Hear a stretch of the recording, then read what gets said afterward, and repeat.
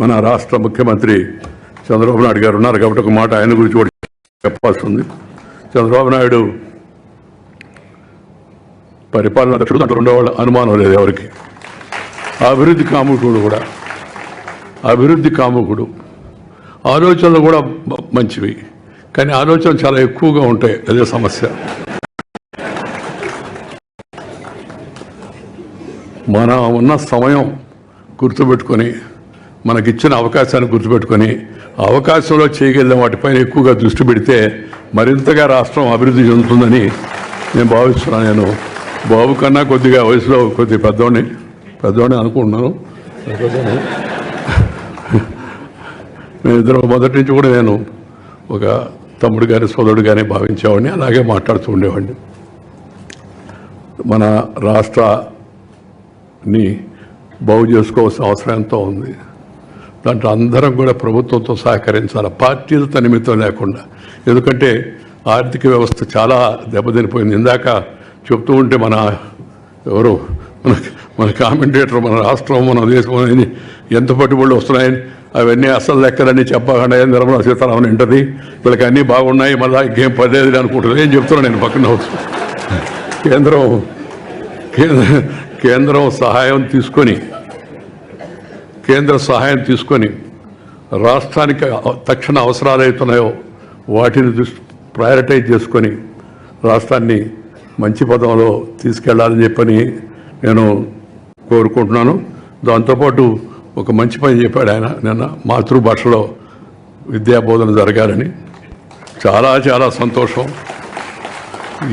మన దేశంలో మన భాషలో మనం ఆడుకోకుండా ఇంకో భాషలో ఏంది అంటే ఇంగ్లీష్ నేర్చుకోకూడదని కొందరు అడుగుతారు.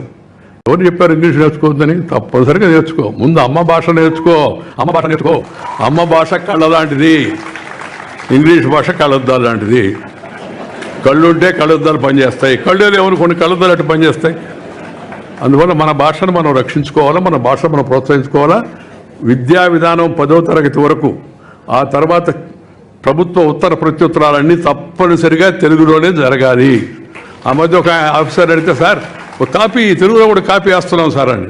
ఏమంత దౌర్భాగ్యం మాకు తెలుగు వాళ్ళకి తెలుగులో కాపీ వేయడం, ఇంగ్లీష్లో ఏంటి కాపీ ఒకటి వాళ్ళకి కావాలంటే. తెలుగు వాళ్ళకి తెలుగులో ప్రభుత్వ ఉత్తర ప్రత్యుత్తరాలు ఉండాలి. ఆ విషయంలో కూడా శ్రీ చంద్రబాబు చొరవ తీసుకొని పరిస్థితిని మరింత మెరుగుపరుస్తారని చెప్పి నేను భావిస్తూ ఉన్నాను. ఈరోజు ఒక మంచి కార్యక్రమం సందర్భంగా నలుగురం కలిసి ఒక వేదిక మీదకి వచ్చి కొన్ని విషయాలు మాట్లాడుకునే అవకాశం లభించింది. నేను ఇందాకే చెప్పాను, నేను రాజకీయాల్లో లేను, కానీ ఆలోచనలు అయితే బాగుంది. ఆలోచన చేస్తుంటాం మామూలుగా. మనం చెప్పాను, నేను రిటైర్డ్ బట్ నాట్ టైర్డ్. పదవీ విరమణ చేశానే కానీ పెదవి విరమణ చేయలేదు. అందువల్ల దేశం రాష్ట్రంలో జరుగుతున్న పరిస్థితులపైన నా ఆలోచనలకు అనుగుణంగా నేను తిరుగుతూ ఉంటాను. నాకు చెప్పదలుచుకొని చెప్తుంటాను. ఎవరి ఉద్దేశించింది కాదు, ఎవరికి చెడు సంకల్పించేది కాదు.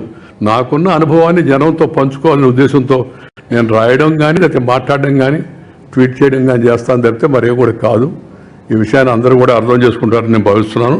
నాకు ఈరోజు ఈ అవకాశం కల్పించిన దగ్గుపాటి వెంకటేశ్వరరావు గారికి కృతజ్ఞతలు తెలియజేస్తూ మీ దగ్గర సెలవు తీసుకుని నమస్కారం. జై హింద్.